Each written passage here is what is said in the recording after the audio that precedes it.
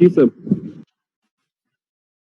আচ্ছা, এখন তো প্রায় 35 প্রেজেন্ট, আরো তো প্রায় 15 জন আসেনি। ওরা কি রেগুলার ক্লাসে থাকে? জি স্যার, ওরা আসতেছে স্যার।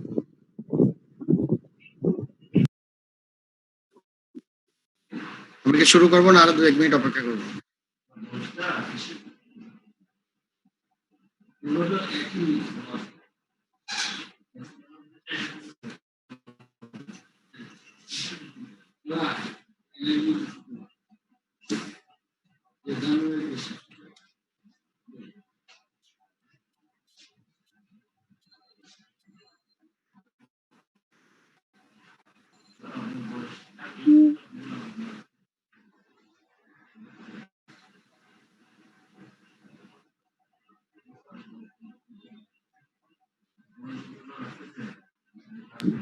স্যার আপনার একটু অ্যাকসেপ্ট করতে হবে, কয়েকজন ওয়েটিং আছে স্যার। করতে হবে। হ্যালো, স্যার আপনার অ্যাকসেপ্ট করতে হবে স্যার, ওরা জয়েন দিছে তো।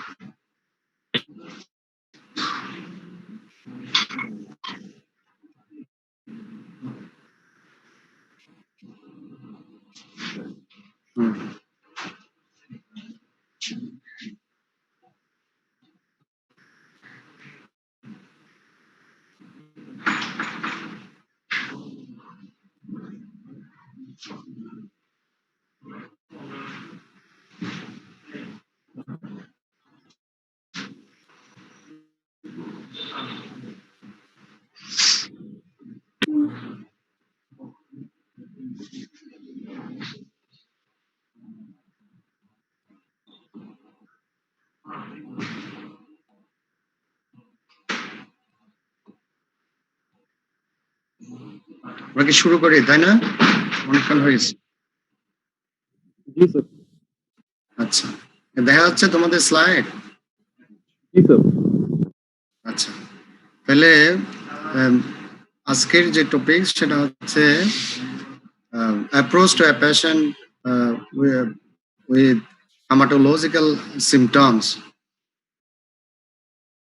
তাহলে বেসিক্যালি আমরা এখানে তোমাদেরকে যা দেখাবার আগে দু একটা কথা বলি, সেটা হচ্ছে হেমাটোলজিক্যাল সিমটমস স্পেসিফিক সেরকম সিমটমস না থাকলেও সেখানে কিছু নন স্পেসিফিক সিমটমস থাকে, অ্যাজ ওয়েল অ্যাজ সেখানে ব্লিডিং ম্যানিফেস্টেশন, সেটা হচ্ছে মোটামুটি স্পেসিফিক। তাইলে আমরা যেমন ব্লাড ডিসঅর্ডার্স, সেখানে কি কি ব্লাড ডিসঅর্ডার্স আছে, দ্যাট মিনস তোমার ব্লাড সেল যেগুলো আছে এর সাথে তোমার ব্লাড ভেসেলস এবং কোয়াগুলেশন ডিফেক্ট, সেগুলা এই তিনটা প্রেজেন্টেশন অ্যাবনর্মালিটিস যদি হয় কোনো এরিয়াতে, তাহলে যে প্রেজেন্টেশন হবে সেগুলাই আজকে আমরা একটু আলাপ করব। তাহলে আমরা জানি ব্লাড সেল কনসিস্ট হয় কি কি দিয়ে, একটা হচ্ছে আরবিসি, আর একটা ডাব্লিউবিসি, আর হচ্ছে প্লাটিলেট। তাহলে পেশেন্টের যদি আরবিসি ডেফিসিয়েন্সি হয় তাহলে পেশেন্টের কি হবে? অ্যানিমিয়া, তাই না? তাহলে হ্যাঁ, অ্যানিমিয়ার প্রেজেন্টেশন গুলা কি সেটা একটু আমরা বলি, তারপর আমরা ওখানে মূল টপিকসে চলে যাব। তাহলে অ্যানিমিয়ার স্পেসিফিক কোনো প্রেজেন্টেশন নাই, সেখানে patient initially mild to moderate অ্যানিমিয়ার ক্ষেত্রে পেশেন্টের কি থাকতে পারে, তোমার পেশেন্ট একটা উইকনেস থাকতে পারে, স্পেশালি এক্সজশনাল, একটু এক্সজশনে গেলে পেশেন্ট দুর্বল হবে, weakness, palpitation and exertional breathlessness also. আর যখন সিভিয়ার এনিমিয়া থাকবে পেশেন্ট, তখন পুরোটা ফ্যাকাশে হয়ে যায়, পেল হয়ে যায়, পেল, এবং পেশেন্টের ইডিমা আসতে পারে, ankle oedema, and some other manifestation like যেমন অ্যানিমিয়ার যে কম্পোনেন্ট গুলো আছে, বিশেষ করে আয়রন ডেফিসিয়েন্সি অ্যানিমিয়ার ক্ষেত্রে অথবা তোমার আদার এটিওলজি গুলা, সেগুলোর ক্ষেত্রে কি থাকে, যদি তোমার ডেফিসিয়েন্সি অ্যানিমিয়া হয় সেক্ষেত্রে পেশেন্টের গ্লোসাইটিস থাকে, স্যার এখানে স্লাইড হ্যাঁ বুঝিনি, এখানে স্লাইড স্যার প্রথমটাতেই রয়ে গেছে স্যার, মানে স্লাইড গুলো স্যার চেঞ্জ হচ্ছে না স্যার। স্লাইডে আমরা যাব, আমি তোমাকে একটু ইয়াতে ওকে স্যার, বেসিক একটা কথা বলে আমরা স্লাইডে চলে যাব। হ্যাঁ ওকে স্যার। হ্যাঁ, তাহলে যেটা বলতে যাচ্ছি সেটা হচ্ছে অ্যানিমিয়ার ক্ষেত্রে তাইলে স্পেসিফিক প্রেজেন্টেশন হচ্ছে সেরকম আমরা প্রথম থেকে হয়তো রোগী আমাদেরকে সেরকম বলবে না, সো নন স্পেসিফিক ফিচার্সের কথা বলে, একটা কি weakness, palpitation, breathlessness, exertional breathlessness, ankle oedema, even in case of the severe anaemia সেখানে patient may present with features of heart failure, anaemic heart failure বলে, তাহলে সেটা ওগুলো নিয়ে আসতে পারে। আর ব্লাড সেল আরেকটা কি আছে, ডাব্লিউবিসি যদি আমরা বাদ দিই তাহলে, সরি আরবিসি যদি বাদ দিই, তার একটা আছে ডাব্লিউবিসি, তাই না? ডাব্লিউবিসি এর কাজ কি, বডিতে সে একটা ডিফেন্স মেকানিজম হিসেবে কাজ করে, infection, fight against infection specially. তাহলে এটা যখন ডেফিসিয়েন্ট হবে সেখানে ডাব্লিউবিসি তে তোমার কি কি থাকে, নিউট্রোফিল থাকে, বেজোফিল থাকে, ইউসিনোফিল থাকে, লিম্ফোসাইট থাকে, মার্স সেল সেগুলা থাকে। তাহলে এগুলা যদি ডেফিসিয়েন্সি হয় ইন ব্রড এরিয়াতে, অথবা বেড়ে যাওয়া অথবা কমে যাওয়া, আরবিসির ক্ষেত্রেও একই রকম, আরবিসি কমে গেলে আমরা বলি যে সেটা এনিমিয়া, আর বেড়ে গেলে সেটাকে বলি পলিসাইথেমিয়া। এই দুটা জিনিস তোমাদের টার্মিনোলজিটা লাগবে একটু কি। আর অথবা ইরেথ্রোসাইটোসিস, বেড়ে গেলে সেটাকে কি বলা হয়, ইরেথ্রোসাইটোসিস। আর in case of the WBC সেখানে সেটা যদি কমে যায় তাহলে পেশেন্টের যেমন নিউট্রোফিল কমে গেলে নিউট্রোফেনিয়া, আর বেড়ে গেলে নিউট্রোফিলিয়া, ঠিক তেমনি ভাবে লিম্ফোসাইট যদি বেড়ে যায় লিম্ফোসাইটোসিস, আর কমে গেলে লিম্ফোসাইটোপেনিয়া, তাহলে অথবা লিম্ফোপেনিয়া সেগুলো হয়। তাহলে সেক্ষেত্রে পেশেন্টের কি ম্যানিফেস্টেশন নিয়ে আসতে পারে, প্রেজেন্টেশন নিয়ে আসতে পারে, সিম্পলি আমরা যদি মনে রাখি সেটা হচ্ছে পেশেন্ট ইনফেকশন নিয়ে প্রেজেন্ট করে, বেসিক্যালি ইনফেকশন, যেহেতু এটা ডিফেন্স মেকানিজম হিসেবে কাজ করে, সেখানে অর্গানিজম গুলা তখন এটা ডেফিসিয়েন্সি হলে অথবা ম্যালফাংশনিং হলে তখন তার ইনফেকশন হয়। ওই রোগীর ক্ষেত্রে কি হবে, ইনফেকশন। তাহলে ইনফেকশন রোগী আমাদেরকে বলবে না, আমাদের কাছে রোগী প্রেজেন্ট করবে কি নিয়ে, জ্বর নিয়ে আসতে পারে, একটা জ্বর নিয়ে আসতে পারে, অথবা কোনো ফোকাল ইনফেকশন যদি থাকে, যেমন নিউমোনিয়া থাকলে কাশি নিয়ে আসতে পারে, তারপর তোমার ইউরিনারি ট্র্যাক্ট ইনফেকশন হইলে ডিজিউরিয়া নিয়ে আসতে পারে। তাহলে signs of or symptoms of focal infection or fever সেগুলো নিয়ে আসতে পারে। আর বেড়ে গেলেও সেরকম হতে পারে ম্যালফাংশনিং, সেক্ষেত্রে লিউকেমিয়ার ক্ষেত্রে দেখা যাচ্ছে ইনফেকশন নিয়ে প্রেজেন্ট করতে পারে। আর প্লাটিলেটের ক্ষেত্রে কি, সেখানে প্লাটিলেট যদি কমে যায়, থ্রম্বোসাইটোপেনিয়া, ব্লিডিং ম্যানিফেস্টেশন নিয়ে আসতে পারে পেশেন্ট। আবার কোয়াগুলেশন ডিফেক্ট যদি হয়, কোয়াগুলেশন ফ্যাক্টর যদি ডেফিসিয়েন্সি হয়, আর্লি এজে হলে একরকম, যেমন হিমোফাইলিয়া, তারপর হচ্ছে তোমার বন উইলব্রাউন ডিজিজ, অথবা সেখানে এগুলা নিয়ে আসতে পারে। আর হচ্ছে কি ব্লিডিং ম্যানিফেস্টেশন বেসিক্যালি এখানে নিয়ে আসবে। আর তোমার ব্লাড ডিসঅর্ডারের ক্ষেত্রে ব্লাড ভেসেল ডিজিজ, যেমন ভাস্কুলাইটিস যদি নিয়ে আসে পেশেন্টের, তখন rash, skin rash, fever, joint pain, arthralgia এগুলা নিয়ে আসতে পারে। ভেসেলসে যদি ইনফ্লামেশন হয়, তাহলে এটা একটা বেসিক্যালি, আমরা আজকে ভাস্কুলাইটিসে যাব না, আমরা শুধু ব্লাড সেল গুলা যে অ্যাবনর্মালিটি থাকবে সেখানে। আর প্লাটিলেট বেড়ে গেলে সেটাকে কি বলা হয়, থ্রম্বোসাইটোসিস, যেমন 4 লাখ অথবা এর বেশি 6 লাখ আর বেশি যদি হয় তাহলে থ্রম্বোসাইটোসিস, অথবা থ্রম্বোএস্থেনিয়া, অনেক সময় যদি বেড়ে যাচ্ছে অথবা ফাংশন ঠিক নাই, থ্রম্বোএস্থেনিয়া সেটা। তাহলে আমরা মূল টপিকসে যাই। প্রথম হচ্ছে কি অ্যানিমিয়া, তাই না? অ্যানিমিয়ার ডেফিনেশনটা কি? Anemia referred to a state in which the level of hemoglobin in blood is below the reference range appropriate for age and sex. তোমাদের এখন কি স্লাইড চেঞ্জ হয়েছে? জি স্যার। আচ্ছা, তাহলে অ্যানিমিয়া তোমরা সবাই আমার মনে হয় পারবা এবং সবাই পারে, সেটা ডেফিনেশনটা অনেকেই ধরে। তাহলে anaemia referred to a state in which the level of hemoglobin in blood is below the reference range appropriate for age and sex. তাহলে হিমোগ্লোবিন কমে যাওয়া, তাই না? অথবা ব্লাড সেল কমে যাওয়া, আরবিসি কমে যাওয়া। তাহলে সেটার মূল কমন কজ গুলা কি কি? এনিমিয়া যদি আমরা ক্লাসিফিকেশন করি তাহলে দুই ধরনের, একটা হচ্ছে কি এটিওলজিক্যাল ক্লাসিফিকেশন আর একটা হচ্ছে মরফোলজিক্যাল ক্লাসিফিকেশন। এটিওলজিক্যাল ক্লাসিফিকেশনের ক্ষেত্রে আমরা যদি এভাবে করে দেখি ব্রড হেডিং এ, decrease or ineffective marrow production. আরবিসিটা তোমার আসে থেকে বোন মেরো থেকে। তাহলে সেখানে যদি বোন মেরো যদি ভালো করে সেটাকে মানে ভিজুয়াল নেমে সেটা প্রোডাক্ট করতে না পারে, তাহলে তার আরবিসিটা সার্কুলেশনে আমরা কম পাবো। তাহলে defective or decrease or ineffective marrow production, সেটা যেমন র মেটেরিয়ালস যদি ডেফিসিয়েন্ট হয়, যেমন আরবিসি সেখানে তোমার ম্যাচিউর হইতে অথবা ডেভেলপমেন্ট হইতে যে জিনিসগুলো লাগে আয়রন, ভিটামিন বি12 এন্ড ফলিক অ্যাসিড, সেগুলো যদি ডেফিসিয়েন্সি হয় তাহলে সেখানে তোমার এডুকেট আরবিসি আমরা পাবো না, patient present with anaemia. And raw materials এর কোনো অভাব নাই, কিন্তু পেশেন্টের বোন মেরো যদি হাইপোপ্লাসিয়া থাকে অর মাইলোডিসপ্লাসিয়া হয়, অর্থাৎ সেখানে যদি র মেটেরিয়ালস ঠিক থাকার পরেও যদি পেশেন্টের যে প্রোজেনেটিক সেলস গুলো আছে সেগুলো যদি তোমার করতে না পারে, রেড সেল প্রোডাকশন করতে না পারে, অথবা সেই প্রোজেনেটিভ সেলস গুলো যদি অভাব থাকে সেক্ষেত্রে তাহলে হবে কি তারও কিন্তু ইনএফেক্টিভ মেরো প্রোডাকশন হবে, অ্যানিমিয়া হবে।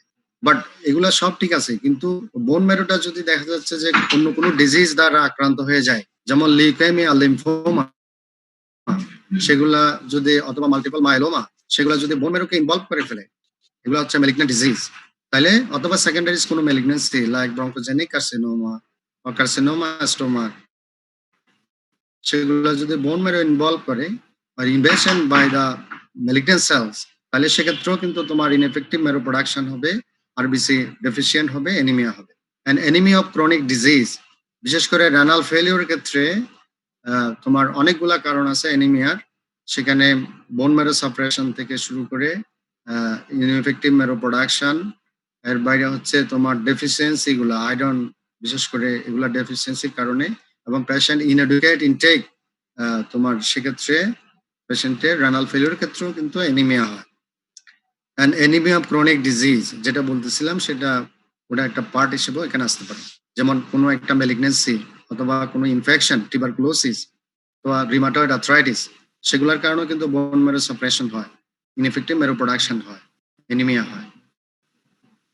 নর্মাল মেরো আছে, বাট সেল প্রোডাকশনের পর আরবিসি ইউজুয়ালি সার্ভাইভ করে 120 ডেজ, বাট বিফোর 120 ডেজ যদি রিমুভাল হয়ে যায় ফ্রম দ্য সার্কুলেশন, তাহলে সেক্ষেত্রে কি হচ্ছে increase removal of the cell, সেক্ষেত্রে পেশেন্ট অ্যানিমিয়া ডেভেলপ হবে। সেটা কোথায় হয়? ক্রনিক একটা ব্লাড লস অথবা একুইট ব্লাড লস, হিমোলাইসিস 120 দিনের আগে যদি ভেঙে যায়, অথবা স্প্লিন যদি হাইপার অ্যাক্টিভিটি, হাইপার স্প্লিনিজম হয়, সেখানেও কিন্তু সেল ডিস্ট্রাকশন হয়।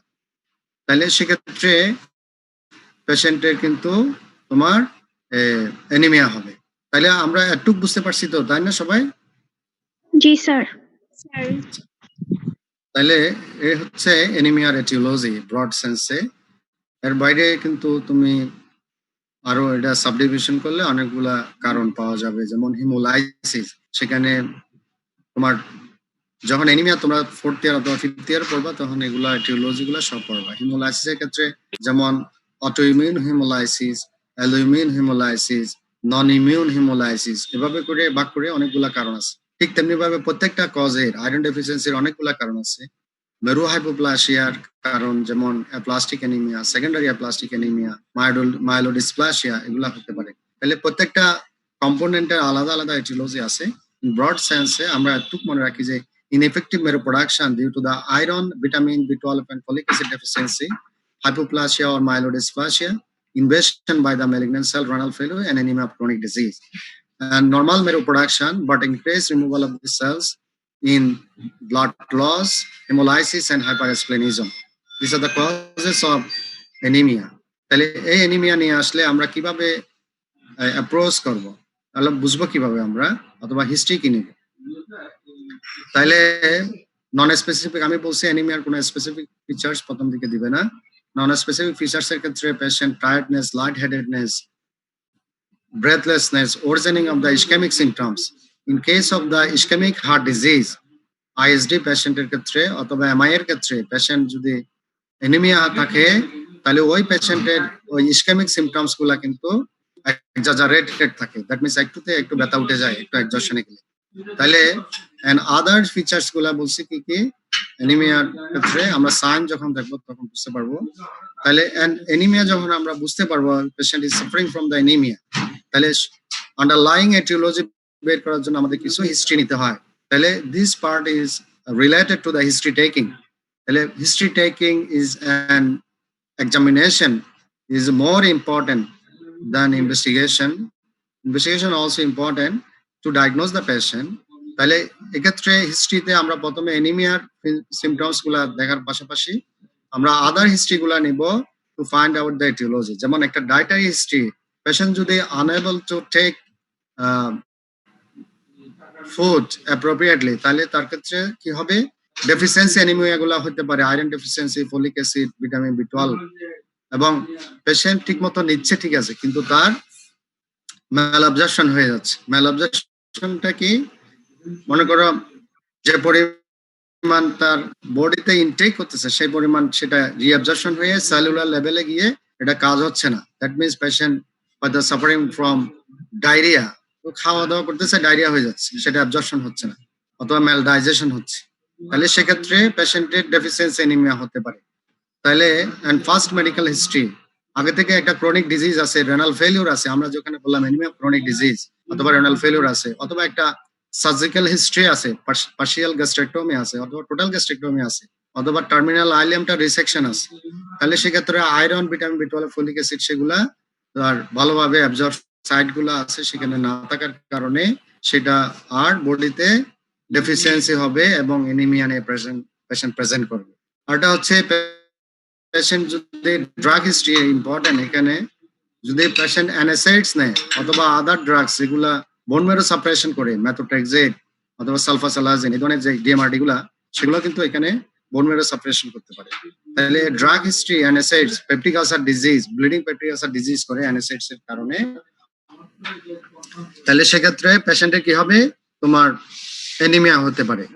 তাহলে একটু আমরা হিস্ট্রি বুঝছি না, কিভাবে হিস্ট্রিটা নিব অ্যানিমিয়ার ক্ষেত্রে? Yes, sir. জি স্যার। আচ্ছা, and then physical examination of suspected anemia patient, তাহলে সেখানে আমরা কি কি দেখবো? একটা হচ্ছে পেশেন্ট ওভারঅল একটা লুকিং, আমরা যখন হেড টু যখন এক্সামিনেশন করি আমরা দেখি, তোমরা এখনো ওয়ার্ডে যাও নাই, গেলে তোমাদের তো এখনো কোনো মেডিসিন ওয়ার্ডে প্লেসমেন্ট হয়নি, পরিস্থিতি স্বাভাবিক হলে হয়তো যাবা, গেলে ওখানে দেখবা এক্সামিনেশন প্রসিডিউর তোমাদের তখন ওয়েবসাইটে আমরা পড়াবো। এখানে তো এটা লেকচার বেস ক্লাস, এখানে এগুলো আলোচনা করার বিষয় নাই। তারপরও ওখানে আমরা একটা গ্ল্যান্স যখন দেখবো হেড টু দেখা যাচ্ছে কিনা? Yes sir. Yes, sir. আচ্ছা, তাহলে সেক্ষেত্রে পেশেন্ট প্যালর আছে কিনা, দ্যাট মিন পেল আছে কিনা সেটা আমরা দেখবো। এন্ড পালস যদি টেকিকার্ডিয়া থাকে, টেকিকার্ডিয়া মিন্স পালস রেট মোর দেন 100, সেটা যদি থাকে, বাউন্ডিং পালস যে ভলিউমটা আছে সেটা অনেক লার্জ ভলিউম, বাউন্ডিং পালস যদি থাকে, সিস্টোলিক ফ্লো মারমার, আমরা হার্ট যখন অসকালটেট করব সেখানে একটা ফ্লো মারমার পাওয়া যাবে ডিউরিং সিস্টোল, সেটা একটা অ্যানিমিয়ার ফিচার্স। এন্ড মাউথ যখন আমরা দেখব, জিহ্বাতে গ্লোসাইটিস অথবা অ্যাঙ্গুলার স্টোমাটাইটিস সেগুলা আমরা আছে কিনা দেখবো। এন্ড জন্ডিস আছে কিনা, জন্ডিস হচ্ছে কি yellow discolouration of the mucous membrane, সেখানে যেমন আমরা সেগুলো দেখবো। এন্ড অ্যাবডোমিনাল মাস, পেটে একটা কোনো চাকা আছে কিনা সেগুলো আমরা দেখবো।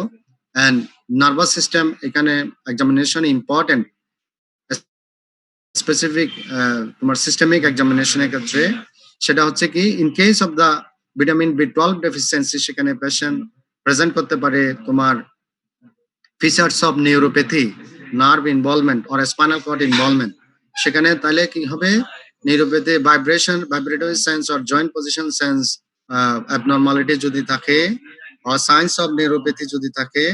এন্ড তোমাদের একটু 1 মিনিট সময় নিচ্ছে আমি, একটা ক্লাসে পড়াবার জন্য। হ্যালো,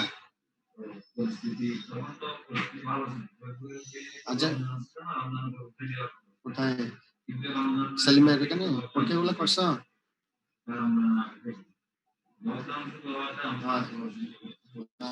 আচ্ছা আচ্ছা দেখে আমরা ফোন দিই।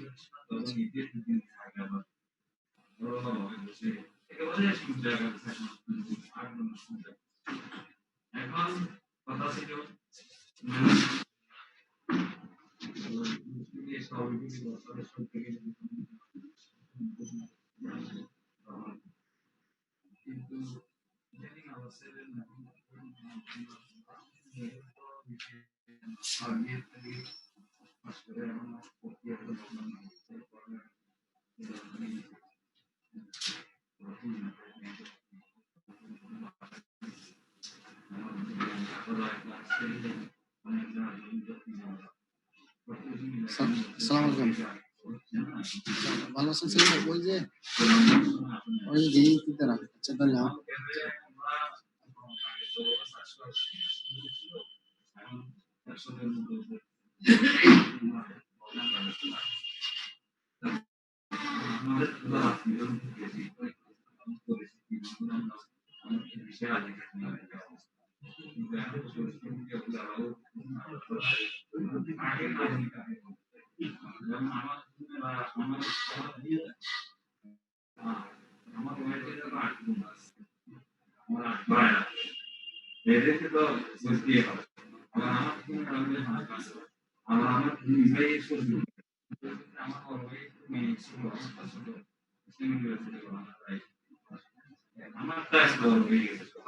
হ্যালো, চেম্বারে তো আছেন?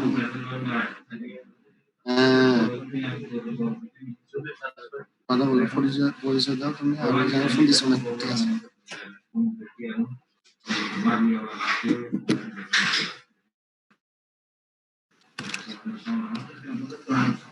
তো আমরা যেখানে ছিলাম সেটা হচ্ছে neurological manifestation of B12 deficiency. সেখানে কি, যদি সেখানে পেশেন্টের এনিমিয়ার পাশাপাশি পেশেন্টের ফিচার্স অফ নিউরোপ্যাথি থাকতে পারে, সুতরাং patient ataxia or positive Romberg sign, সেগুলো তোমরা আসলে এই মুহূর্তে বুঝবে না, তোমাদেরকে নিউরোলজিক্যাল এক্সামিনেশন করলে তখন তোমাদের এটা ইম্পর্টেন্ট, তখন দেখবা। অর্থাৎ that means neurological features, cerebellar sign, সেগুলা এখানে আসতে পারে, ডসাল কলাম সাইন, সেগুলো আসতে পারে। আমরা বুঝছি তো, ভালো আছো? শিওর? তাহলে তোমরা বুঝছো তো, একটু বুঝছো? জি স্যার। আচ্ছা, তাহলে আমরা এক্সামিনেশন করে আমরা বেসিক্যালি দেখবো তার এনিমিয়া আছে কিনা, জন্ডিস আছে কিনা, প্যালর কিনা, টেকিকার্ডিয়া আছে কিনা, বাউন্ডিং পালস আছে কিনা, সিস্টোলিক ফ্লো মারমার আছে কিনা, এন্ড অ্যাঙ্গুলার স্টোমাটাইটিস, গ্লোসাইটিস, সেগুলো আছে কিনা, and signs of neuropathy or neurological manifestation আছে কিনা, একটু আমরা দেখব। এর পাশাপাশি আমাদের আরো কিছু চার্টস করতে হবে, সেটা হচ্ছে কি, যেমন আচ্ছা এগুলা দেখে আমরা তারপর ওখানে তোমাদেরকে বলতেছি। এটা এই যে ফিগারটা দেখা যাচ্ছে সেটা কি কেউ কি বলতে পারবে? Angular stomatitis sir. গুড। আরেকটা কি আছে? গ্লসাইটিস। হ্যাঁ, তোমরা তো দেখি পারো। তোমাদের কি মেডিসিন ওয়ার্ড হয়েছে নাকি? No sir. মানে না স্যার। তো তোমরা তো মাশাআল্লাহ অনেক ভালো। তাই থার্ড ইয়ার তোমরা ক্লাস করো নাই, এতে পরে এটা পারতেছো, আমার কাছে মনে হচ্ছে তোমরা অনেক ভালো স্টুডেন্ট। ঠিক আছে, আচ্ছা ইনভেস্টিগেশন কিন্তু তোমাদের এখানে পড়ার বিষয় নয়, যেহেতু third year.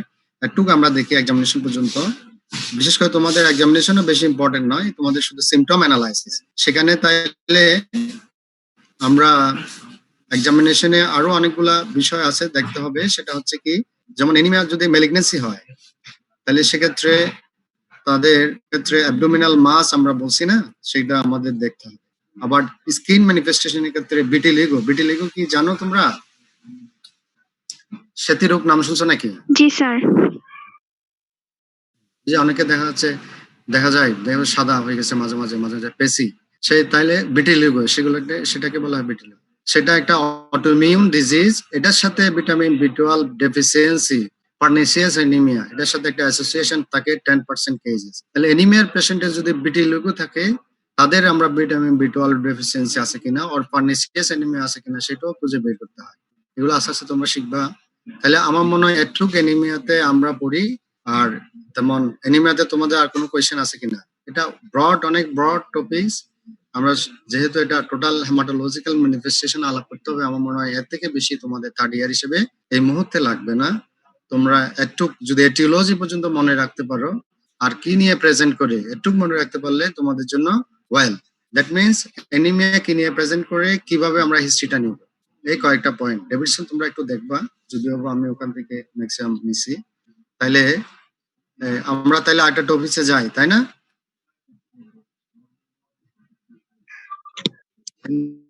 Oral routine test full blood count, PVF, iron profile, hemoglobin electrophoresis, bone marrow even আমাদের sometimes লাগে, reticulocyte count লাগে, এগুলো আমরা করি। আর অনেকগুলো ইনভেস্টিগেশন আছে, আমরা এগুলো আলাপ করবো না। হ্যাঁ, আচ্ছা এখানে একটু কথা বলি দুই একটা, তোমাদের এগুলো ইনভেস্টিগেশন রিলেটেড। আমার কাছে মনে হচ্ছে এই মুহূর্তে এগুলা না বললে ভালো, তোমাদের মাথায় কাজ করবে না। এগুলো এখন আমরা এতক্ষণ আলাপ করছিলাম তোমার হিমোগ্লোবিন লেভেল যদি কমে যায় সেটাকে আমরা অ্যানিমিয়া বলছি। আবার হিমোগ্লোবিন লেভেল যদি বেড়ে যায় সেটাকে আমরা কি বলছি? Polycythemia. Cythemia by erythrocytosis. হ্যাঁ, তাহলে সেটা একটু চার্টটা আমরা দেখি, সেখানে আমি বলতেছি, তোমাদের দেখতে হয়তো একটু অসুবিধা হবে, তারা একটু বড় করে দাও। তাহলে সেখানে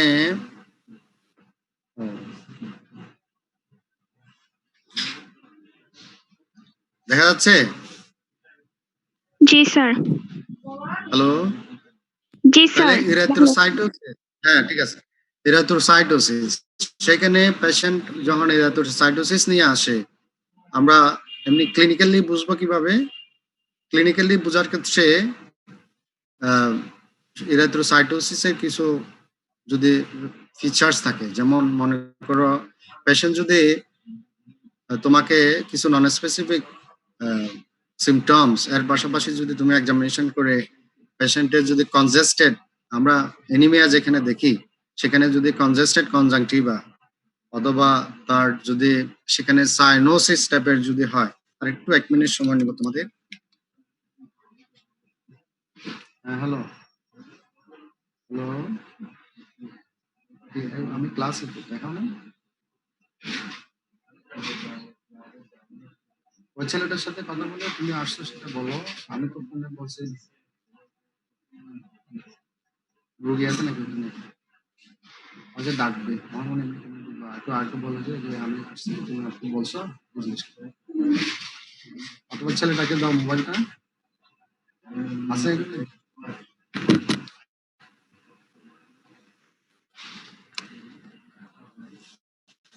তাহলে যেটা ইরিথ্রোসাইটোসিস সেটা আমরা বুঝবো কিভাবে? পেশেন্টের এক্সামিনেশন করে আমরা যেটা বলতেছি সেটা হচ্ছে কি, আচ্ছা সেটা হচ্ছে কনজেস্টেড আমরা কনজাংটিভা দেখব, অথবা তার একদম সেখানে তোমাকে কি বল রেডিশ দেখবা তুমি, ইভেন টাং যদি দেখো, এবং সাইনোসিস যেভাবে দেখি আমরা ওরকম সাইনোসড মনে হতে পারে। And patient may present with dizziness, মানে পেশেন্টের vertigo dizziness and black out. Sometimes the patient may present with loss of consciousness also. তোমার সেখানে এরকম হাইপার ভিসকোসিটি হয়, হাইপার ভিসকোসিটির কারণে পেশেন্টের এই ধরনের সিমটমস গুলো আসতে পারে। তাহলে এবং আদার প্রেজেন্টেশন যেমন একটা অ্যাবডোমেনে মাস নিয়ে আসতে পারে, চাকা নিয়ে আসতে পারে, হেপাটাইটিস মেগালি নিয়ে আসতে পারে। তাহলে এই হচ্ছে প্রেজেন্টেশন, এভাবে করে আসতে পারে। এবং patient may present with features of stroke, যেমন পেশেন্টের ওই ইরিথ্রোসাইটোসিসের একটা ম্যানিফেস্টেশন কিন্তু এম্বোলিজম হয়ে পেশেন্টের কি হয়ে যায়, তোমার এরকম ফিচার্স অফ স্ট্রোক নিয়ে প্রেজেন্ট করতে পারে। তাহলে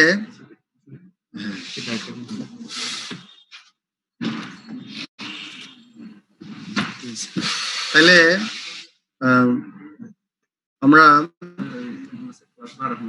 হ্যাঁ পরে ক্লাস আছে, শেষ হয়ে যাবে আমার। আচ্ছা তাহলে আরেকটা হচ্ছে তোমার যেটা বলতে চাচ্ছি সেটা হচ্ছে কি, তাইলে আমরা ইরিথ্রোসাইটোসিস কজগুলা কি? একটা হচ্ছে কি অ্যাবসলিউট ইরিথ্রোসাইটোসিস, আর একটা হচ্ছে relative erythrocytosis. Absolute erythrocytosis means where the red cell mass is increased, hematocrit is also increased, but plasma volume normal. সেই কজগুলা কি কি? Most common cause polycythaemia rubra vera, এটা হচ্ছে প্রাইমারি পলিসাইথেমিয়া।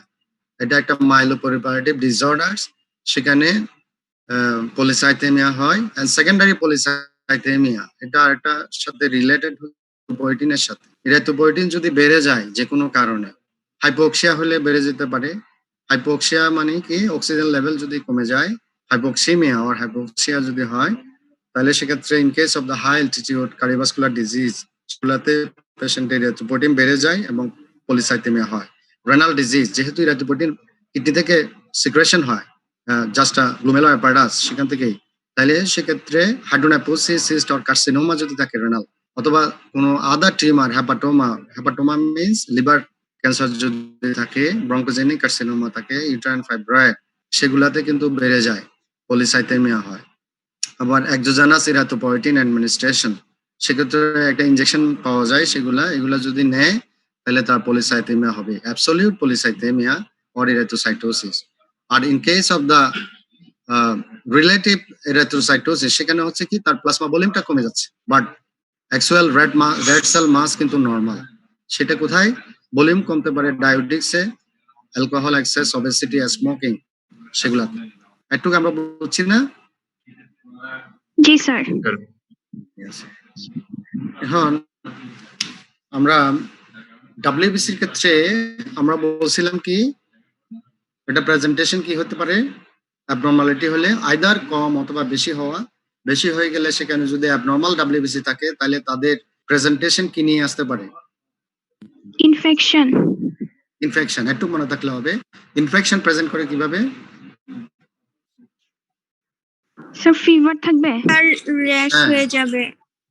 হ্যাঁ, তাহলে ইনফেকশন প্রেজেন্ট করে একটা জ্বর নিয়ে আসতে পারে কমনলি, হ্যাঁ। অথবা focal features of the focal infection like the pneumonia, কাশি নিয়ে আসতে পারে, চেস্ট পেইন নিয়ে আসতে পারে, হেমোপটাইসিস নিয়ে আসতে পারে, ইউরিনারি ট্র্যাক্ট ইনফেকশন, ডিজুরিয়া নিয়ে আসতে পারে, মেনিনজাইটিস, দ্যাট মিন্স তোমার ব্রেন কাভারিং এর যে ইনফেকশন, সেটা হেডেক নিয়ে আসতে পারে, নেক ডিজিডিটি নিয়ে আসতে পারে। বোঝা গেছে? জি স্যার। তাহলে একটু প্রেজেন্টেশন, এর বাইরে অন্যান্য প্রেজেন্টেশন এটা ডাব্লিউবিসি রিলেটেড থাকতে পারে। যেমন ডাব্লিউবিসি বেড়ে গেলে সেখানে সেটা আমরা বলি লিউকেমিয়া, যদি অ্যাবনর্মাল সেল বেড়ে যায়, যে নর্মাল সেল থেকে অ্যাবনর্মাল অর ইমেসিভ সেল যদি বেড়ে যায় ব্লাডে, বোন ম্যারো থেকে এসে, তাহলে সেটাকে আমরা লিউকেমিয়া বলি।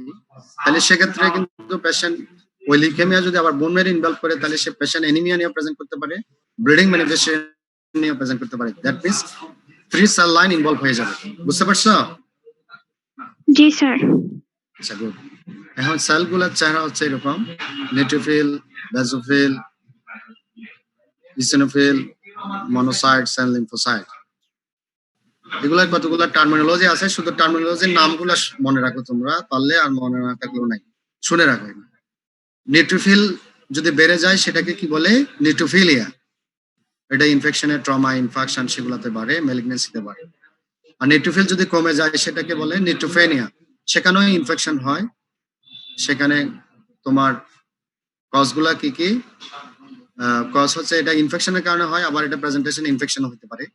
ড্রাগস কজ, আর হচ্ছে অটোইমিউন ডিজিজ, আর হচ্ছে bone marrow infiltration, leukaemia, myelodysplastic syndrome মাধ্যমে হতে পারে। আর ইসোনিফিল যদি বেড়ে যায় সেটাকে বলা হয় ইসোনিফিলিয়া। সেটা হচ্ছে কি? সেটা ড্রাগস অ্যালার্জি, স্কিন অ্যালার্জি অথবা আদার্স অ্যালার্জি যদি থাকে, ভাস্কুলাইটিস, ড্রাগস, সেগুলাতে কিন্তু এন্ড ম্যালিগনেন্সিতে ইসোনিফিলিয়া হয়। এন্ড তোমার ইভেন বেজোফিলিয়া হচ্ছে কোথায়? বেজোফিল যদি বেড়ে যায় সেটা হচ্ছে কি? Myeloproliferative disease. সেগুলা কি কি আছে? Polycythaemia rubra and chronic myeloid leukaemia and inflammation, সেখানে ওর আয়রন ডেফিসিয়েন্সি অ্যানিমিয়া তো বেজোফিলিয়া হতে পারে। মনোসাইট যদি বেড়ে যায় সেটাকে মনোসাইটোসিস। ইনফেকশনে বাড়ে, ইনফ্লামেশনে বাড়ে, মেলিগনেন্সিতে বাড়ে, বিশেষ করে সলিড টিউমার গুলোতে বাড়ে। লিম্ফোসাইট যদি বেড়ে যায় সেটাকে লিম্ফোসাইটোসিস বলে। সেটা infection, lymphoproliferative disease and post splenectomy, spleen কেটে ফেলার পরও কিন্তু লিম্ফোসাইট বেড়ে যেতে পারে। আর লিম্ফোপেনিয়া, সেটা লিম্ফোসাইট কমে যাওয়া কোথায়? Inflammation, renal failure and drugs, এগুলো। এন্ড ইমিউন ডেফিসিয়েন্সিতে কিন্তু লিম্ফোপেনিয়া হয়। HIV infection, another common infection involved, সেখানেও কিন্তু লিম্ফোপেনিয়া হয়। CD4 সেল কমে যায়, সবগুলা ইনফেকশন হয়, সাবসিকুয়েন্টলি অনেকগুলা ডিজিজ নিয়ে প্রেজেন্ট করে এইচআইভি পেশেন্ট। একটু আমরা বুঝছি কিনা টার্মিনোলজিগুলো? জি স্যার। তাহলে WBC প্রেজেন্টেশন নিয়ে আসে features of infection, basically fever নিয়ে এবং আদার সেল লাইন যদি ইনভলভ হয় সেই ফিচার্স গুলো নিয়ে আসবে, এন্ড অ্যাজ ওয়েল অ্যাজ পেশেন্টের এই টার্মিনোলজি গুলা, বিশেষ করে সেল রিলেটেড টার্মিনোলজি গুলো আমরা শুনলাম, একটু আমরা শুনছি, একটু মনে থাকবে, এরপর দেখবো। আরটা হচ্ছে patient haematological patient present with lymphadenopathy. লিম্ফেডেনোপ্যাথিটা কি? লিম্ফ নোড তো তোমরা জানো, তাই না? জি স্যার। লিম্ফ নোড জি, sir. Cervical, axillary, epitrochlear, inguinal, abdominal, popliteal, হ্যাঁ, সেই গ্রুপগুলো আছে। যে কোনো জায়গায় যদি কোনো লিম্ফ নোড বড় হয়ে যায়, তাহলে সেটা বড় হওয়া মানে কি? ইউজুয়ালি যদি প্যাথোলজিক্যাল কখন বলি আমরা লিম্ফ নোড মোর দেন 1 সেন্টিমিটার হয়, তাহলে সেটা প্যাথোলজিক্যাল। ইভেন 2 সেন্টিমিটার উপর হলে সেটাকে সাসপিশন হচ্ছে মেলিগনেন্সি হওয়ার চান্স আছে। তাহলে একটা লিম্ফোডেনোপ্যাথি থাকলে আমরা কি কি কজ হতে পারে, অথবা আমরা কিভাবে অ্যাপ্রোচ করব, অর্থাৎ হিস্ট্রি কিভাবে বুঝা যাচ্ছে? কেউ কিছু কি বলছো?